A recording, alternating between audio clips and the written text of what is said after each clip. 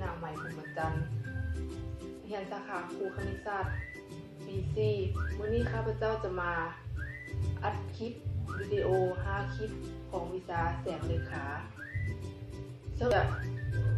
วิดีโอที่1แม่นชื่อการสอนทางคณิตศาสตร์เข้ามาเบิ่งนำกันเลยอุปกรณ์ของเราจะมีตัดแล้วก็สอแล้วก็บิดแล้วก็ปุ่มปลาแล้วก็ไม้บรรทัดต่อมาเป็นเจียนี่เราเลือกเอาตามความเรามักว่าสีใดเนาะมาขีดเลยเนาะมาแทกหน้าเจียนี่เลยแล้วก็จำเม็ดว่าจุดใดที่เป็นมงบุญแล้วเนาะขั้นตอนต่อไปเราก็จะมาแทกจุดใจกลางของนาเจียกับรวงกว้างของนาเจียเนาะมันจะได้สันใดเราแทกเลยแบบนี้เนาะหลังจากนั้นเราก็เอาปุ่มปานนี่เนาะมาขีดเป็นวงมุนแล้วเราก็ปิ่นเลยหย่าออกมานึงแล้วก็หลังจากนั้นเราก็ปิ่นเจีย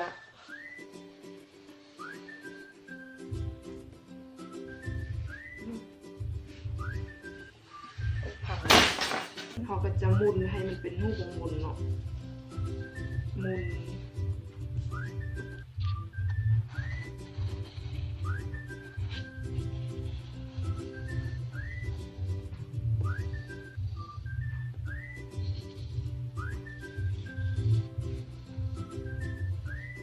เมื่อเขาได้รูปวงมุนแล้วเขาก็จะมาตัดเนาะตัดตามโครงที่เขาเตรียมนี่เลย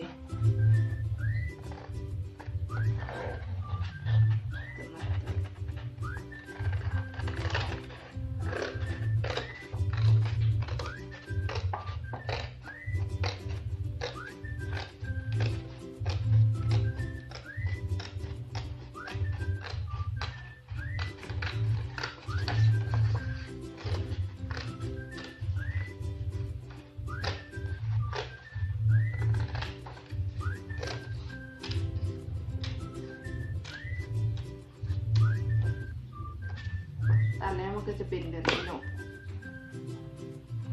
ตัดแล้วเราก็จะได้รูปวงกลมเป็นแบบนี้เนาะและหลังจากนั้นเราก็จะมาขีดต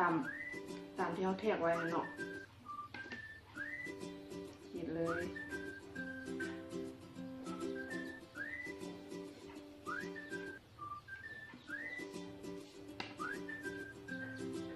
ขีดเป็น4 ส่วนเนาะมันจะเป็นแบบนี้เนาะ4 ส่วนที่1ส่วนที่2ส่วนที่3ส่วนที่4ซึ่งว่าเราก็ได้รูปที่เราต้องการเนาะรูปวงบนแล้วเราจะเฮ็ดรูปอื่นนั้นเราก็สามารถใช้อุปกรณ์นี้ได้เนาะ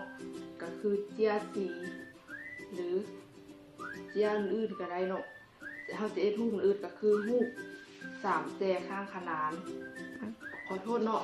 รูป4 แจข้างขนานเนาะแล้วก็รูป3 แจรูป3 แจรูป3 แจ